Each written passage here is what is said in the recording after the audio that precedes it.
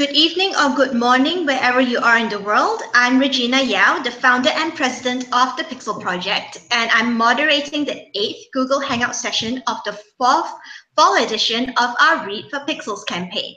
Through Read for Pixels, the Pixel Project collaborates with award-winning best-selling authors to raise awareness about violence against women and to raise funds towards the Celebrity Male Role Model Pixel Reveal campaign, which aims to raise $1 million for the Pixel Project to keep our efforts to end violence against women alive and kicking.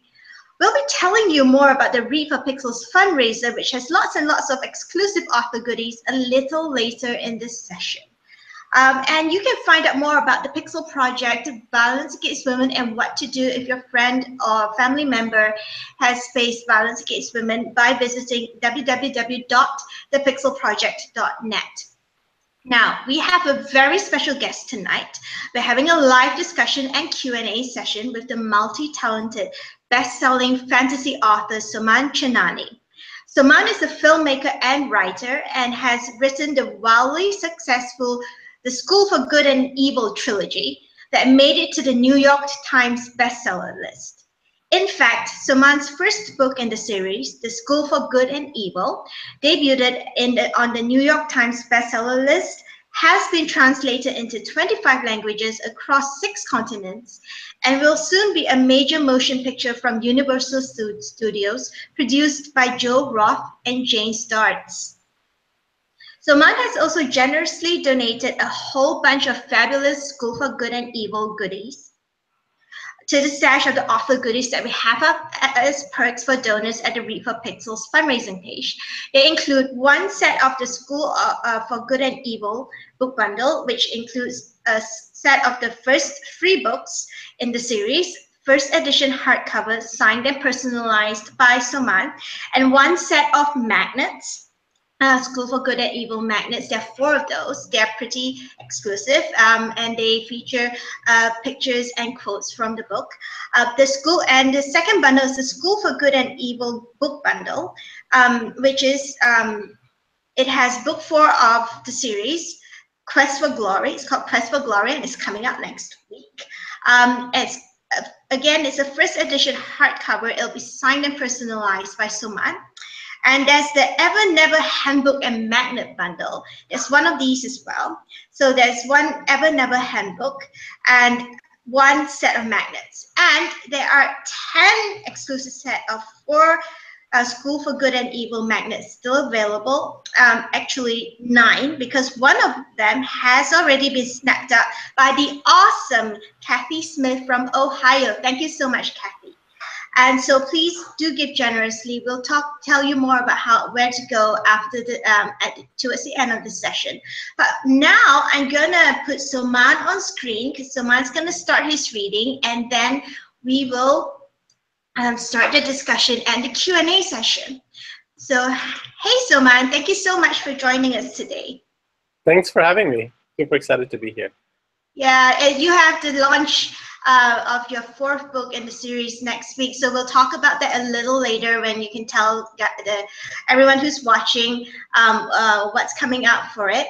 So let's get started with your reading. What will you be reading for us today? This is a passage from book 1. It's a sort of a passage that a lot of the readers know when Sophie first goes to the Doom Room. So it's the first time we really ever see Sophie confronted with true evil at the school that she is attending. Mm-hmm. So, all right, I will go ahead and read. A gray wolf, stoic and efficient, tugged Sophie by a long chain fixed to a tight iron collar around her neck. Skirting the dank sewer wall, she couldn't fight her leash.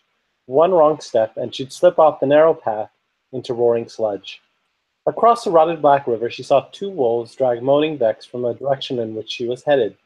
His eyes met hers, red-rimmed, hateful. Whatever happened to him in the Doom Room had left him more a villain than when he entered. Agatha, Sophie told herself. Agatha will get us home. She bit back tears. Stay alive for Agatha. As she approached the sewer's halfway point, where sludge turned to clear lake water, she felt the wall's solid stone become rusty grating. The wolf kicked the door open and shoved her in. Sophie lifted her head to a dark dungeon lit by a single torch. Everywhere she looked were tools of punishment: breaking wheel, rack, stocks, nooses, hooks, garrote, iron maiden, thumbscrews, and a terrifying collection of spears, clubs, rods, and knives. Her heart stopped. She turned away. Two red eyes glowed from the corner. Slowly a big black wolf rose from the shadows, twice the size of all the other wolves. But this one had a human's body with a thick hairy chest, sinewy arms, bulging calves, and massive feet. The beast cracked open a scroll of parchment and read in a deep growl. You, Sophie of Woods Beyond, have hereby been summoned to the doom room for the following sins: conspiracy to commit untruth, disruption of assembly, attempted murder of a faculty member. Murder, Sophie gasped. Incitement of public riots, crossing of boundary lines during assembly, destruction of school property, harassment of fellow students, and crimes against humanity. I plead not guilty to all charges, Sophie scowled, especially the last. The beast seized her face in his claws. Guilty until proven innocent. Let go, Sophie screamed. He sniffed her neck. Aren't you a luscious peach? You'll leave marks, Sophie said. To her surprise, the beast released her. It usually takes beating to find the weak spot. Sophie looked at the beast, confused. He licked his lips and grinned. With a cry, she lunged for the door. He slammed her to the wall and cuffed her arms to the hooks above her head. The beast slunk along the wall, hunting for just the right punishment. Please, whatever I did, I'm sorry, Sophie wailed. Villains don't learn from apologies, the beast said. He considered a cudgel for a moment, then moved on. Villains learn from pain. Please, someone help me. Pain makes you stronger, said the beast. He caressed the tip of a rusty spear, then hung it back up. Help, Sophie shrieked. Pain makes you grow, said the beast. He picked out an axe. Sophie's face went ghost white. He walked up to her, axe handle in his meeting claw. Pain makes you evil. He took her hair in his hands. No, Sophie choked. The beast raised the axe. Please, said Sophie. The blade slashed through her hair. Sophie stared at the long, beautiful gold locks on the black dungeon floor, mouth frozen open in silence. Slowly she raised her terrorized face to meet the big black beast's. Then her lips quivered, her body hung from its chains, and the tears came. She buried her shorn, jagged head in her chest, and she cried. She cried until her nose stuffed up and she couldn't breathe, spit caking her black tunic, wrist bleeding against her cuffs. A lock snapped. Sophie lifted her raw red eyes to see the beast unhook her from the wall. Get out, he growled, and hung the axe up. When he turned, Sophie was gone. The beast lumbered out of the cell and knelt at the midpoint between roiling muck and clean water. As he dipped the bloody chains in, currents smashed from both directions, rinsing them clean. Scrubbing the last spots of blood away, he caught his reflection in the sludge. Only it wasn't his. The beast spun. Sophie shoved him in. The beast thrashed in water and slime, grunting and flailing for the wall. The tides were too strong. She watched him gurgle his last breath and sink like a stone. Sophie smoothed her hair and walked towards the light, swallowing the sickness in her throat. The good forgive, said the rules. But the rules were wrong. They had to be, because she hadn't forgiven. She hadn't forgiven at all.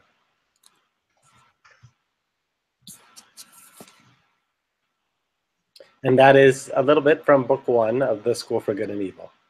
Yeah, that is definitely familiar. That's also like a little twist on the trope where, we always think of the princess as having really, really beautiful hair, and in fairy tales like Rapunzel, the hair is the pivotal thing, the pivotal motif. Now, I'm just going to put myself on screen for just a couple of seconds, just to let everyone know. Hi, everybody. If you just joined us, I'm Regina. I'm today's interviewer for Soman's session. And if you have any questions at all, please type them into the chat box next to the screen. Bridget, who is today's chat box moderator, will relay the questions to me, and I will ask Soman your questions, and Soman will answer them in real time, live for you. And in the meantime, we'll be starting our discussion session today. So we're talking about Soman's books today, and Sophie and Agatha, the female protagonists in your stories, are well-rounded characters with distinct personalities and their own agency.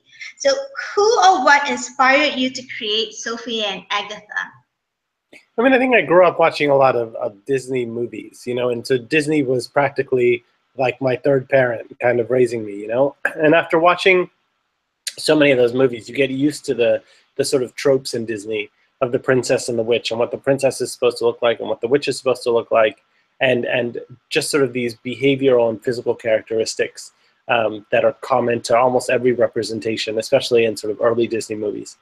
And so I wanted to create Sophie and Agatha to kind of mirror that, to be the ultimate Disney princess and the ultimate Disney witch, so that when you saw them immediately, you know, you would have preconceptions about them. So that's really where they came from. I tried to create the witchiest girl and the most princessiest girl.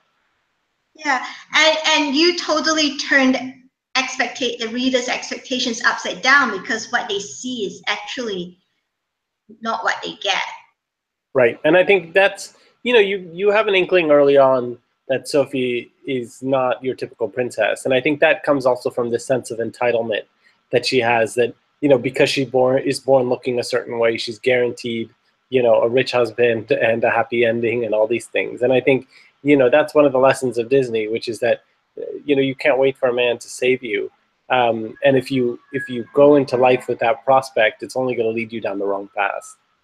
Yeah, and you actually unpacked the whole thing in the book, because all the girls on the good side of the school, you know, they're all going, oh, we need a prince to save us, we need to look good, and and in the end, no, Agatha just shows you have to save yourself, basically. Yeah, and I think the other issue is that, you know, at the School for Good, they're so used to good winning all the time, and because good always wins in every single movie, every single book, and everything, the good character doesn't have to do very much. So if you look at like The Little Mermaid, that Ariel character makes a zillion mistakes, and in the original Hans Christian Andersen story, because she makes all these mistakes, she dies at the end as sort of like, you know, sort of the narrative punishment for all the mistakes she's made. Disney tacks on a happy ending and teaches kids that, oh, okay, you can make all the stupidest decisions in the world, but if you're pretty and wish for a prince, you're going to end up with a happy ending, you know. So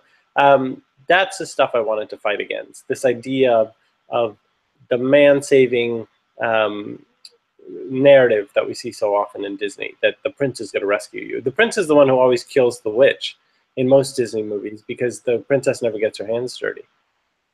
Yeah, and you know, and that you actually like moved into the other question. You actually partially answered the other question. The next question that I was going to ask is, you know, that is, you know, the princess myth is one of the major issues that many people have had with fairy tales. So, because if a female character isn't a passive princess, then the only other choice is evil witch. There seems to be like no in between whatsoever. So how? I mean, fairy tales are a very specific subset of fantasy, or perhaps they might even be the earliest incarnation of fantasy, and you know, all the stereotypes and tropes that they have there. So how did you, I mean, as a writer, how did you work around the stereotypes to create characters, female characters who are empowered and have their own agency when dealing with the world around them, including situations that involve sexism, misogyny, and violence against women? Because it's more difficult, easier said than done, isn't it, to try and subvert and sort of poke holes in it?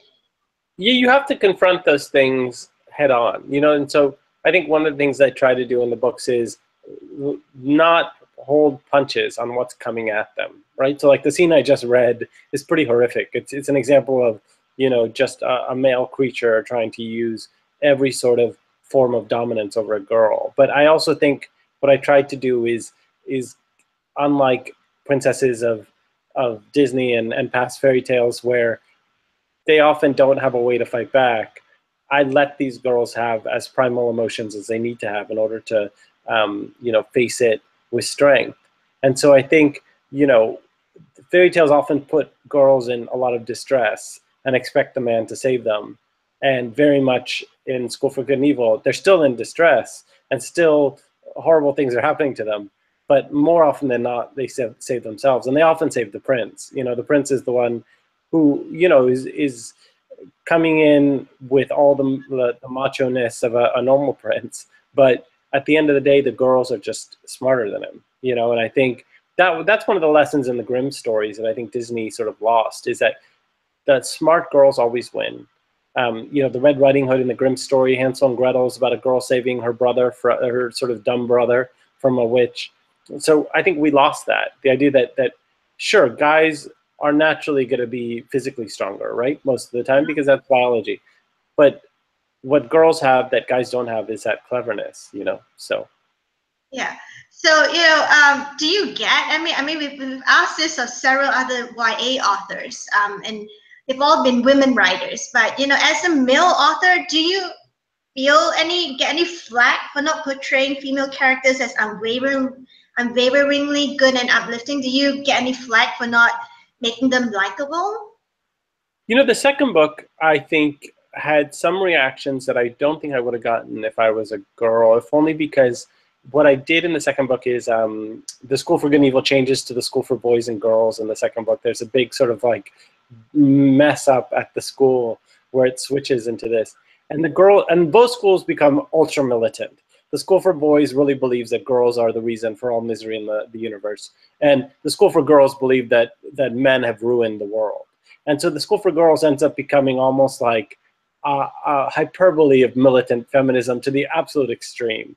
And so I'm spoofing both things. And I think, there were a lot of girls who thought that a man can't necessarily make fun of that, And to me, I don't let my gender play into it at all, because the truth is I feel more comfortable writing girls than I do guys, And I think the fact that I have confidence as an author in being able to write and understand, the female experience means I can take those kind of risks and chances. But sure, are readers more suspicious of a male writer writing about women? They should be, because it's not often, done well. But I think in my case, just the combination of my particular voice and what I'm good at, like writing girls, is what I think my main strength is. Yeah, that's really interesting, because we do ask male authors, do you have any difficulty writing women? And a lot of them do. They absolutely do. They have to do research. They have to make a conscious effort to speak a lot with many women, to run scenes by them. Why do you think you find it easier to write women? I just think that for me, when you write a woman this is a stereotype, but in general, the emotional intelligence is worn quite clearly on just in their personality, right? So what they think, what they feel, they can express quite in an articulate way, and they do. Like their emotions are much more a part of their sort of fabric of their being. Men tend to hold their emotions in because of whatever societal conventions make them believe that being emotional is against what being a man is. And so often when you're writing men, you have to deal with this extra layer of holding in the emotions. Otherwise, they don't read as realistic. And so the thing when you're writing women is that I just feel like they can just be much clearer and more honest about what they're emotionally feeling at any given moment, which means you end up with a richer character, So, and I just think with men, often there's this primacy on strength, especially with villains. It becomes about brute strength and things like that. And I think with women, you have many more shades to play with, especially on the evil side. You're not dealing with just like a villain who's going to come in and bash stuff. You have a lot more sort of tools in the toolbox to use. Yeah, it's a lot more subtle. Everything's more subtle when you're writing women, I think. Yeah. So we finished the first round of discussion questions. So let's go to the fan questions. So Claire, what now? Just asked, is there any info on the progress of the movie? So Universal's had the rights for a while. It took us a long time to get the script right, and we got to a place where we were happy with the script. It went through a few different writers after I had done the first couple of drafts, and so that just finished in the spring. And so now we're looking for the right director. I think one of the things to remember is that Hollywood in general is going through a really tough time at the moment, and so it's not like it was 4 or 5 years ago when everything was on a much faster track. The advent of Netflix and Amazon and people staying home has led to less and less movies getting made. And so it's going to be a much slower process than, I would like, but it will get made eventually. Okay. And Megan Sharp asked, I'm wondering if Mr. Chainani has any advice about doing both screenwriting and novel writing. I have an interest in both, and I don't want to have to choose one over the other. I think it's better to start with screenwriting, because once you learn story structure, that's going to help you in novel writing. I think the most important thing to being a successful novelist these days, especially if you write for kids, you understand structure. You have to really understand how to tell a story, because the pacing of it becomes super crucial. So I would say start with screenwriting. Learn the fundamentals of screenwriting. Okay. And Kay right now asked his or her second question. Any advice for writing such an amazing debut novel? I mean, I think, I didn't write it as like a 19 or 20-year-old. It came after a lot of experience working in film, a lot of experience writing prose. And so I think, sure, it was my debut novel, but there was a lot of work that had been done before that. So it was just the first thing that people saw. And sometimes it's good to have success a little later than, a lot of YA authors, get their first big hit when they're 23 or 24. And mine didn't come until, a bit later. So, sometimes it's about building character and building your sort of, your abilities before you take on that first novel. Yeah, and Lee Child actually, who writes the Jack Reacher novels, he actually started when he was 40. And there was an interview with him that's online, and he said that he felt that because he started later, he had a lot more life experience to draw from for his stories. And also, I think because I started a little bit later, I felt like I was ready for the pressure. Like series often kill authors. Like the level of discipline and sort of organization you have to have in order to produce one big book a year in a series is almost impossible. And at some point, writers fall behind. And so, I think had that happened when I was younger, I couldn't have kept up. Okay, and we'll ask one more fan question before we go to the next discussion cluster. And just to remind everybody, if you've just joined us, if you have any, we are here with Soman Chainani today talking about women and girls in his books, women and girls in pop culture, and violence against women. And if you have any questions, please leave them in the live chat box to the right of your screen, and Bridget, who's today's chat box moderator, will relay them to me. I'm Regina, today's interviewer, and I will read them out to Soman in between discussion rounds, and Soman will answer your questions. So the final question for this batch, Megan asked, when the school switched to boys and girls, boys versus girls, where did the non-binary, non-gender specific people go? Such a good question. And I think, but I addressed that in the book, because a kid named Tristan, who is a boy, feels like a girl, and so sneaks his way into the girls' school, and so the problem is that we still live in a world of gender binaries, right? So that question of where people should go is faced by that character in the schools, right? So he figures out his own solution. It's the best solution he can come up with. Does it end well for him? Not necessarily, but I don't think that has much to do with, his particular gender situation. I think in the woods, you see these sort of reflections of situations that happen in real life. So, yeah, that's a really good question. And it was on purpose that I created it that way, because I wanted those kind of questions to be asked. If you create a school for good and evil, where do the normal kids go? If you create a school for boys and girls, where do the not boys or not girls go? You know what I mean? Like what happens to the in-between? And that's really what defines the series. And there are lots of people in between. And hopefully, I mean, yeah. Yeah. That's the moral of the series, I think, is ultimately everybody's in between. And that's why I'm so big on showing the extremes, which is why I thought it was ironic that ultimately, some readers were offended by the militant feminism of the School for Girls, because that was the point. It was so extreme that that's what happens when you let things go to their extremes.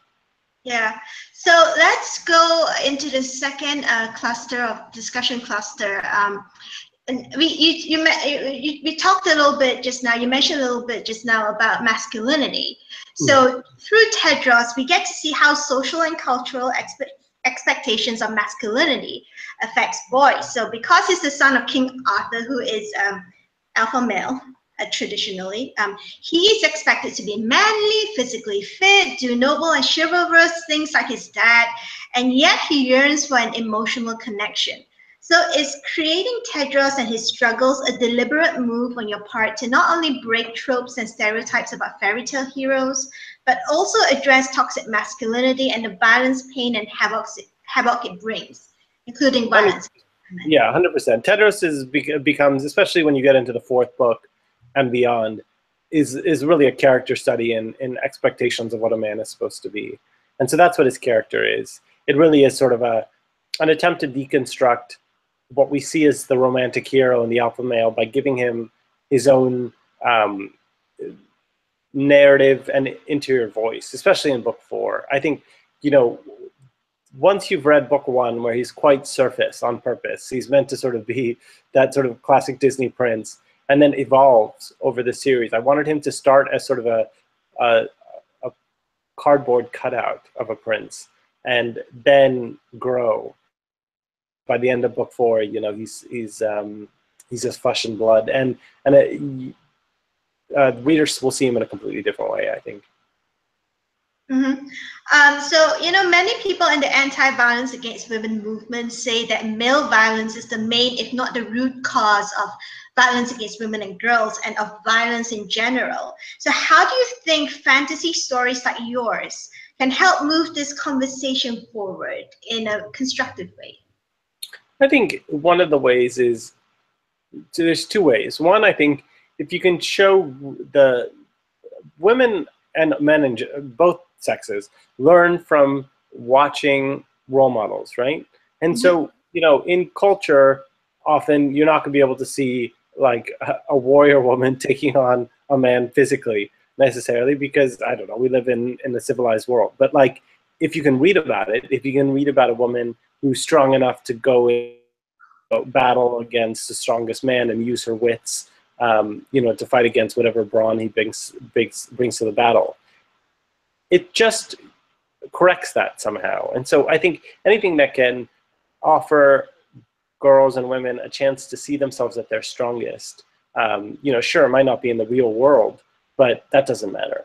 I mean, look at Wonder Woman. I think Wonder Woman has inspired a whole generation of young girls now, just that movie, by giving them, a model of, whether it's strength, it's beauty, it's grace, it's intelligence, all packaged in one character.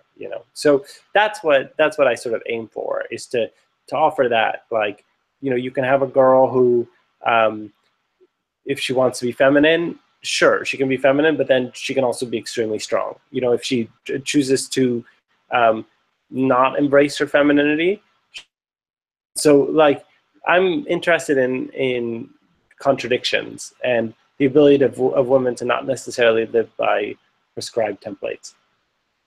Yeah, and I went to see Wonder Woman with the rest of the Pixel Project team, well, whoever's in my city anyway, because we're everywhere and around the world, and many others in their own cities went to see it. And I can tell you one thing: when the fight scene began, I cried, and there were so many little girls in the absolutely, and they were those who were small enough were actually were standing on their seats. They were standing and they were doing little punches in the air, and you watched it and you think the next generation is not going to take all this all these gender stereotypes and all lying down. They're going to smash through it. They're going to.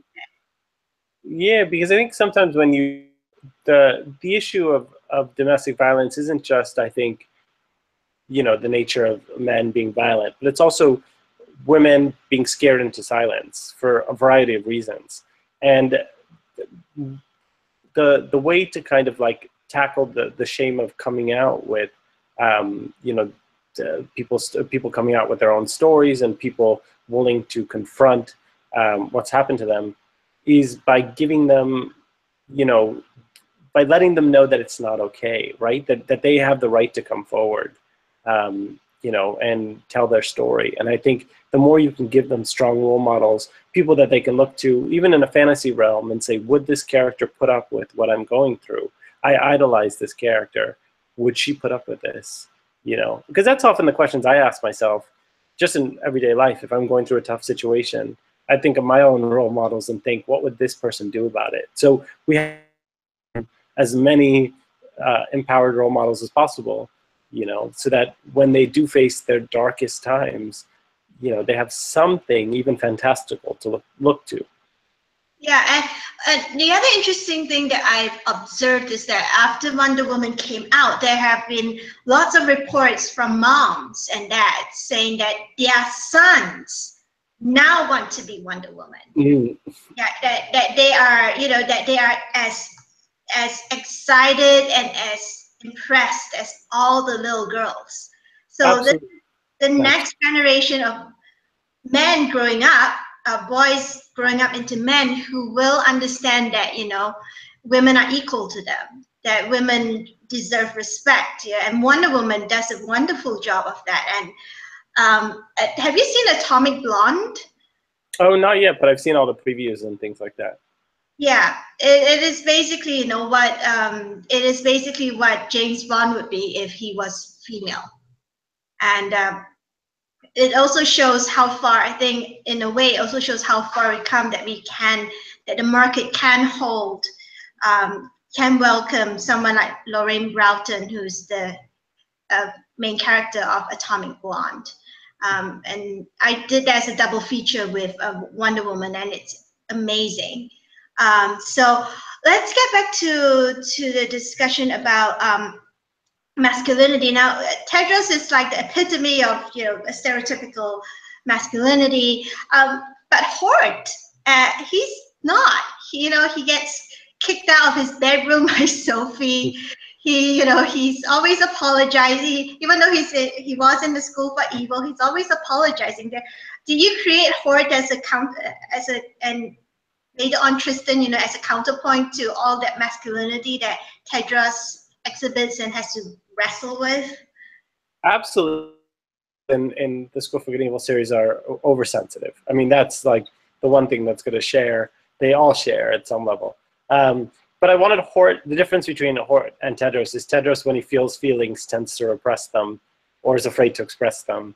Hort is nothing but raw feeling. And so he always says what he feels. In a way, he has more sort of like, he's more open about his emotions than any of the girls in the book. So I think the great thing about Hort is he never lies. You will never see a Hort who lies, So that's his character. Yeah. So now let's go to more viewer questions. So Shanika Marie Miller asked, is Tedros going to have a rival or get jealous from a boy who Agatha becomes close friends with in future books? I don't know. Maybe. I mean, I think that books 1, 2, 3 really played out Agatha and Tedros' romance against all odds, right? And so by the end of school, they're pretty secure in their relationship. I just think they have bigger issues than Agatha sort of having a rival love or something like that. I think that there's bigger problems that you'll see when you read book 4. So am I interested in making Agatha and Tedros stressed out again over somebody coming between them the way Sophie did? Not really. Okay. And What Now also asked, if I have a couple of friends who are aspiring actors and also love your books, is there any chance of open auditions for the movie? I know that's far in the future, ...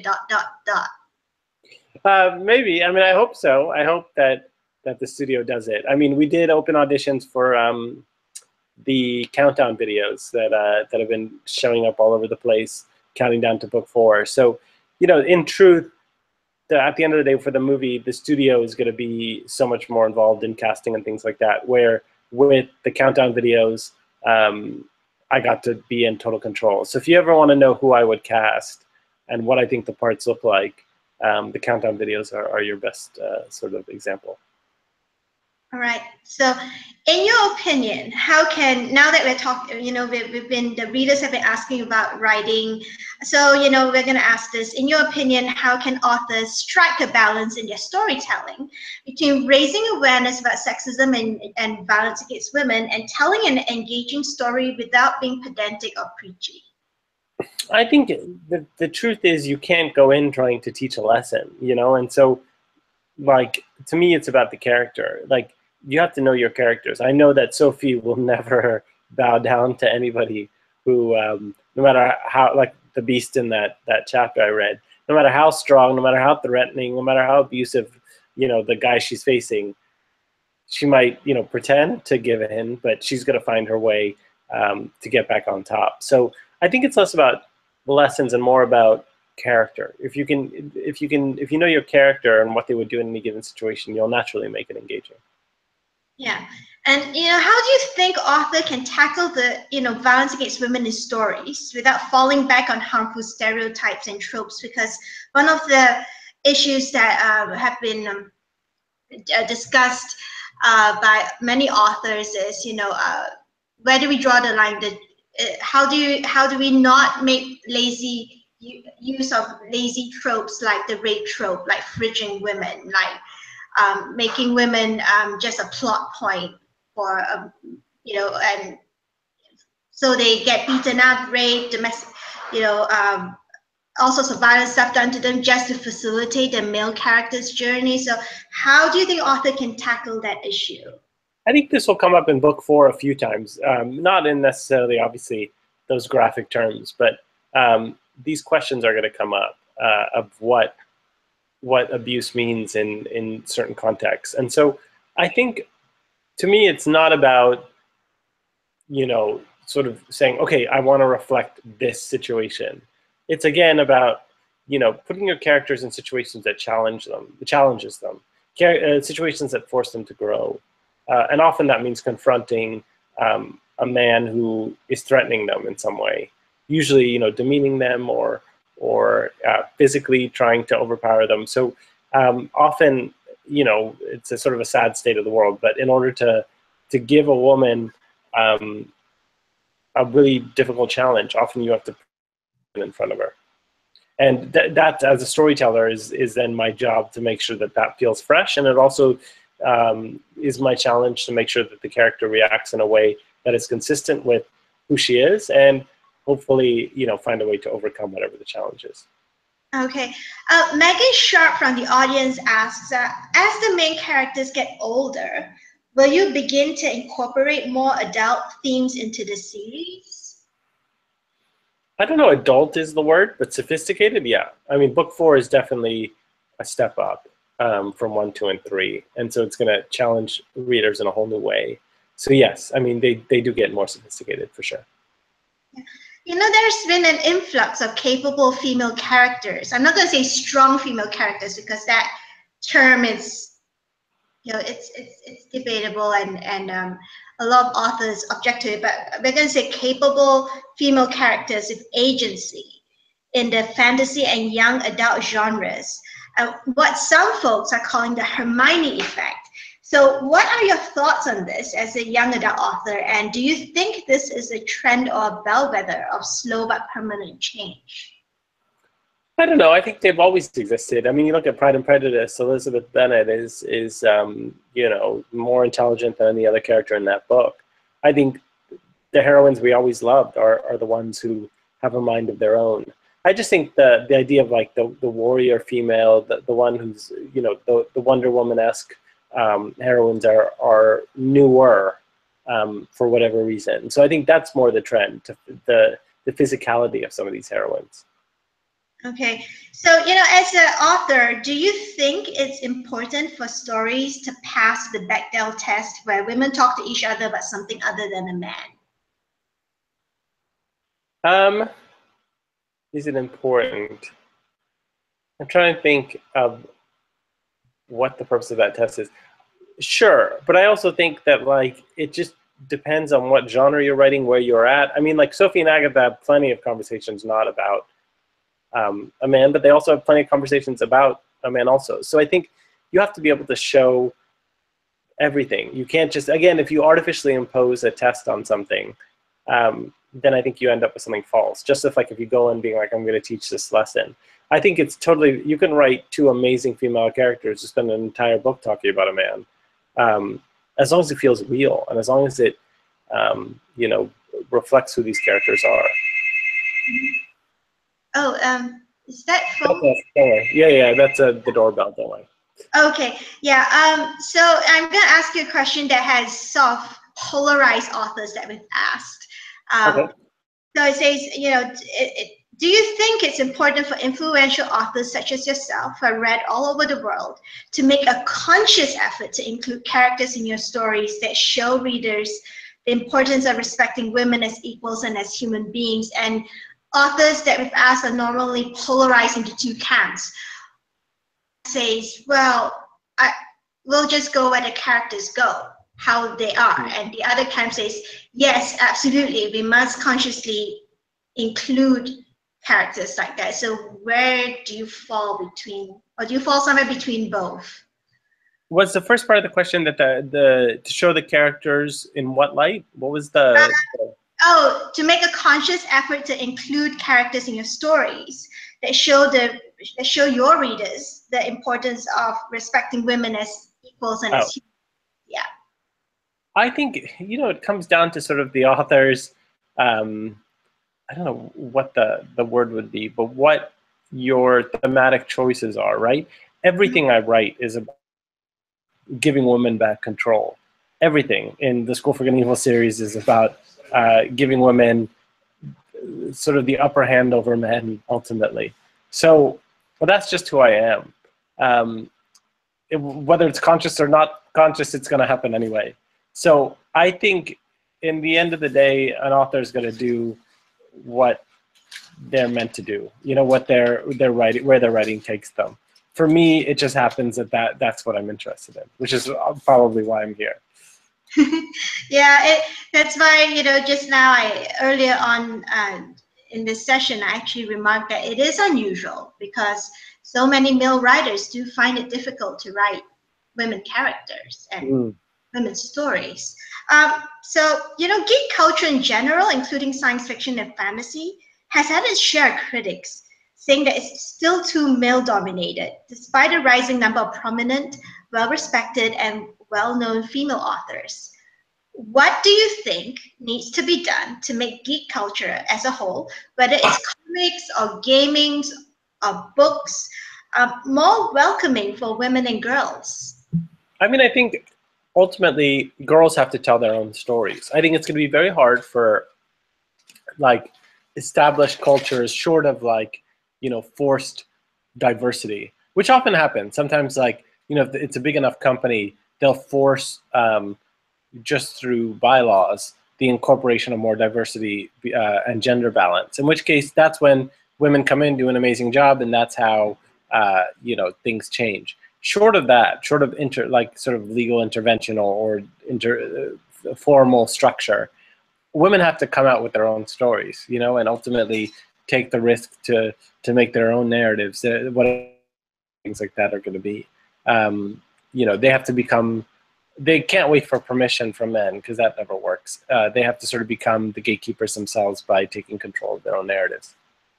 Yeah, and what about conventions? Because I don't know if you saw this, but recently the results of a survey where everyone who took part was anonymous, was published. All writers, all of them are writers and people in the industry, and there was some really horrifying responses, you know, including, you know, we know best-selling male authors who proposition women, you know, small press owners who tell women writers, you know, if you want me to publish your stories and books, you have to sleep with me. I mean, and then there's also the whole thing about, you know, safety at conventions. I mean, what's your take on all this? You know, I haven't been to enough conventions to really get a handle on all that. I think, you know, the problem is that writing and fantasy and all these things we're talking about that we see at conventions are often very, very fantasy based. It's everyone expressing their own personal fantasies, right? My own personal fantasies are women take over the world. You know, that's what I would be I would be the happiest person in the world if men sort of disappeared and women were in charge, right? But my fantasy happens to fall in line with of what most women would want. I think at a lot of these conventions, men are expressing their own fantasies, right? And their own fantasies are not as friendly to women. So it's tough. Geek culture by nature is giving people license to explore their fantasies in a creative way, and those fantasies are often misogynistic. You know, I mean, it's funny, you look at Game of Thrones in those first few seasons before it became popular, and that it's just George R. R. Martin's fantasies, right? And it was only once like people call attention to the fact that like these fantasies are being produced on such a massive scale that then, of course, they try to reverse it artificially. But you know, at the end of the day, it's a geek writing his kind of sexual fantasies. Yeah, and I think season 5 was when most people kind of like, I can't deal with this. Too much gratuitous rape, too much gratuitous violence against women, and it brought up a lot of conversation about, you know, how do, you know, fine, we have to, you know, writers, authors have to, you know, violence against women is part of the real world as we live in right now. You know, how do we, the conversation that came out from that is how do we represent that in our books, in our stories, without it being gratuitous, without it being, maybe the counterpoint would also to play devil's advocate. You look at something like Outlander, right, which is a female sort of fantasy, and the men are just as objectified, and you know there's just as much gratuitous violence and stuff in Outlander that's a female sexual fantasy, and so I think that's what makes Outlander great, is that it's the balance, right? So I don't think we have to have everything be sort of this moderated kind of like an equal you know, way of being things. I just think for every Game of Thrones there has to be an Outlander, so there needs to be more Outlanders. There have to be women who are capable of expressing their own fantasies through art, even if that art involves objectification of men, you know. Yeah, and that would be a really long conversation we should have at some point, but let's go to viewer questions. Shanika Marie Miller asked, what recommendations do you have for future writers? I think the main thing is finding a story that is specific to you, a story that your voice, that only you can tell. I think you have to ask yourself, can anyone else tell this story? And if they can, then there's no point writing it. I think it has to be something that only you can do. Yeah, so it's like you, right? You talk about, you know, writing about women rule. You'll be happy women rule the world, and your stories reflect that.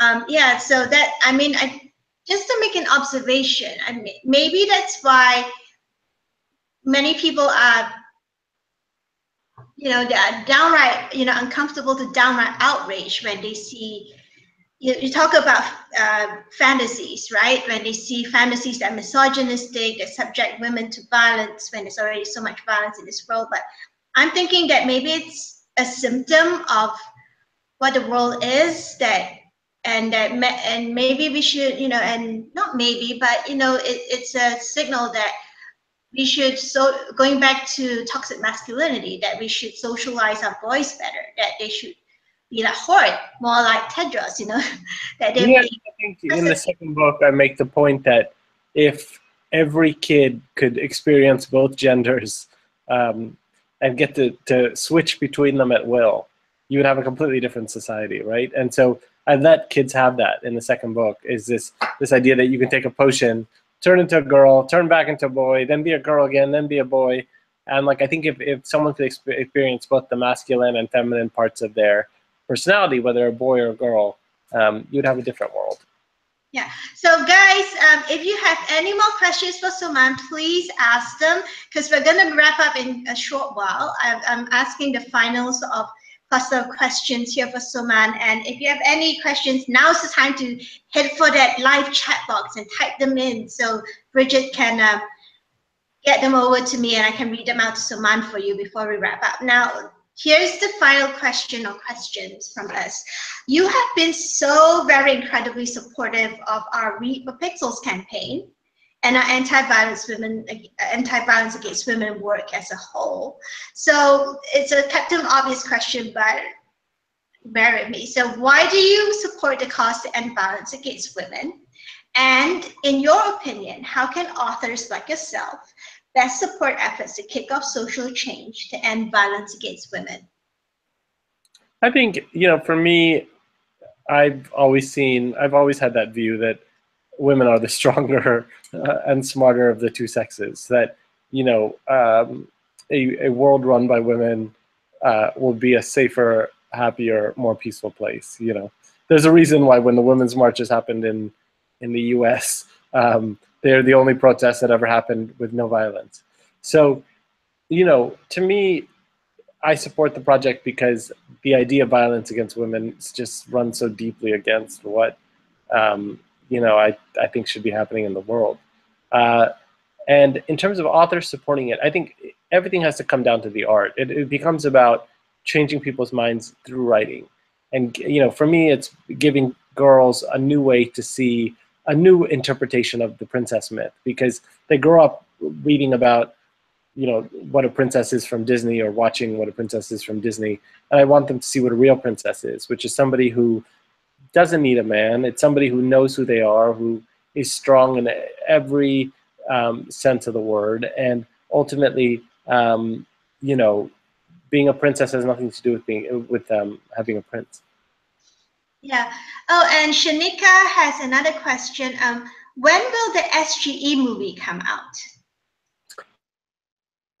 Probably in the next couple of years, I would hope. But you know, we'll have to see. Right now, everything at Universal is moving very slowly because they're having a tough year. Okay, so let's go to, I know some people are asking about goodies, so I'll put myself on screen now because we're done with the final question. Unless anybody, if you have any questions, we're doing the wrap up now. If you have any final questions, please leave them in the chat box right now. Okay, hi guys, I'm back, I'm on screen. As mentioned earlier, Soman has generously donated a whole bunch of fabulous School for Good and Evil goodies to the stash of author goodies we have up as perks for donors at the Read for Pixels fundraising page. They include one School for Good and Evil book bundle, which has a set of School for Good and Evil books, 1 to 3, first edition hardcovers signed and personalized by Soman, and one set of exclusive School for Good and Evil magnets. And bundle 2 comprises book 4 of called Quest for Glory, and it's coming out next week actually. Book 4 of the School for Good and Evil series, and the it's a first edition hardcover, signed and personalized, and there's also the Ever Never handbook to go with it, and also signed and personalized by Soman, and one set of the exclusive magnets. And then there's the Ever Never handbook and magnet bundle. That's one of this as well, and it includes the Ever Never handbook, signed and personalized by Soman, and one set of the School for Good and Evil magnets. And there's also actually 9 sets left of the School for Good and Evil magnets. There are 4 magnets in this set. There'll be quotes and pictures from the series on the magnets, and one of them has been snapped up already by Kathy Smith. So thank you so much, Kathy. She's in Ohio, and you know, guys, we've raised over $4,000 to date, and it's only halfway through the campaign, and that's more than 80% of the way to our $5,000 fundraising goal. So if you can help us get there, please do. And there are lots of other goodies besides Soman's. There'll be there are goodies from Charles DeLint, Karen Rose, Elliot DeBoda, Ken Liu, Adrian Tchaikovsky, Jean-Pierre Valentine, Isaac Marion, and more. And we'll be releasing the goodies in weekly batches, so check back on Fridays throughout September for new goodies going up. And just remember, there are goodies available for US donors only now. Soman's goodies are for US donors only. So if you're in the US, just head on over to get it. They're all there are donation requests attached to each bundle that Soman is offering, and we made sure that they are all affordable for you guys. And other goodies are for donors worldwide, so make sure you double check before you select your goodie of choice. And before we go, there's one more question from the audience, but I'll just share the screen first to let you guys know where to go to get the goodies, the Soman's goodies. Soman, can you see the screen share? Yes, I can. Okay, so now you can go to is.gd/R4P Rally App 2017. That's where the goodies are, including Soman's goodies. Make sure that you type it in. It's case sensitive, so make sure you type it in exactly so. And just go in and go nuts there. Plenty of great stuff. And if you want to learn more about the Read for Pixels campaign that we are running now, and Soman's on this because of that, go to is.gd/read4pixels. And if you want to find out more about violence against women and what you can do about it, please visit the Pixel Project's website at www.thepixelproject.net. We've got lots of checklists and primers and introductions, all for anyone wanting to learn about violence against women and how to stop it, and how to, if you have a friend or family member who's facing that, what you need to do. Now, I'm going to ask the final question from the audience. Okay, right now, I wanted to send out a message to Soman. She says, just a note as well, since we are talking about boys in the books. Let me put you on screen, Soman. My friend is turning 15 next week, and I am buying him the 4th book. He loves the books and wants to own the whole series. She wants him now. Kay wants her friend to know that wants Soman to know that there are boys who believe that as well, the same thing you do. Oh yeah, you know it's funny. There's tons of boy fans of the series. They're just a little quieter. They believe the same things, you know. So absolutely, we've seen that all over the world. They just tend to be a little less, you know, in the spotlight. Yeah. Do they ask you? Do they go up to you and ask you also? What sort of questions do the boyfriends ask you about the books? Well, it's funny. I remember at one time there was a dad who was in Texas, you know, which is the home of sort of like, you know, masculinity and stereotypes. And the boy was maybe 14, and the dad came up to me and he goes, "I just want to thank you for writing a book with the girls on the cover that my son is willing to read, because he really likes them." And the boy goes, "No, I don't." And the dad's like, "He really likes them." And he goes, "No, that's not true." And you could just see he was so embarrassed because he liked these books with girls on the cover that had girls as the main characters. And he just would not look at me. He would not shake my hand. He wouldn't admit it to me. And I just was like, it doesn't matter, because he's reading the book somewhere. His dad said it as much. So, you know, that's what mattered to me in the end, is that you know, sure, they don't have to admit it, but as long as they're reading it and liking it. Yeah, I mean, clearly his dad sounded so proud of this that, you know, he's actually. The boy was completely embarrassed by it, you know. So. Yeah, he's 13. He's 14. He's probably embarrassed by a ton of things at that age. And you know, I was just gonna ask you, what would your message be out there for all the boys out there who are like boy? You know, you have to remember that the princess myth that Disney is selling isn't just hurting girls. It's hurting boys, because no boy can live up to that idea of being the prince. And so they tend to give up quite early because they see sort of chivalry as kind of effeminate. And so I think the message to boys is being that being a hero isn't being the sort of super stud that Disney pretends they are, but just being emotional and being able to share your feelings. So. Yeah. So everybody, you know, if you know any boys out there who might enjoy Soman's books, please do encourage them to read it. And as Soman said, you know, it's all good. It's all good. No one's gonna laugh at you guys. If you're boys, if you're watching this, because I know some teachers are gonna share this with the kids in their class. Please, there is no shame in reading a book that has lots of female protagonists on it and that has a female character on the cover. They're actually pretty good. Absolutely, yeah. And you know, a boy wrote them, so you know, that's all the sort of common connection they need, I would hope. Yeah. So what if teachers are going to pick this up because you're writing YA? So, Soman, what will your message to teachers be about these stereotypes? What would your message to the kids and teachers watching this be?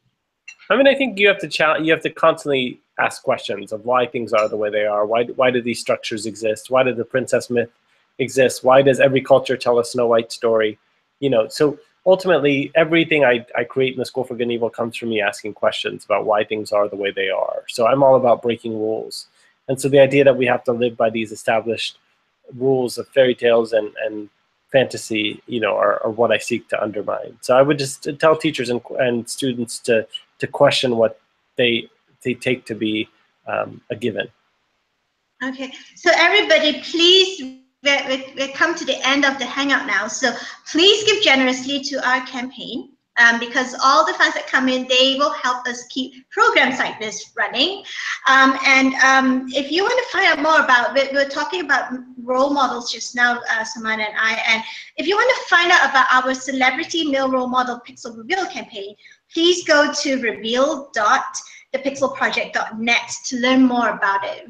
We've got plenty of male role models there. And thank you guys so much for joining us today, and have a good day and good night wherever you are in the world. So, man, any last words? Oh yeah, you have an announcement, right, about next week? Yeah, the book comes out on Tuesday, Quest for Glory. You can order your signed edition anywhere in the world by going to schoolforgoodandevil.com. So just like at schoolforgoodandevil.com, it gives you all the options for how you can order it wherever you are in the world. You can get a signed edition, you can get a personalized edition from me as well. And stay tuned also to called Ever Never TV. If you subscribe to that, we have giveaways and prizes and all sorts of things all the time. So look at Ever Never TV on YouTube and the schoolforgoodandevil.com website. You're going on tour next week, right? So where's your first stop? Where's your first stop? Philadelphia. So I'll be doing a 14-city tour across the U.S. and then hopefully doing more international cities in the months to come.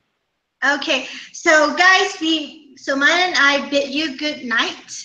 And thank you so much, everybody, for joining us today.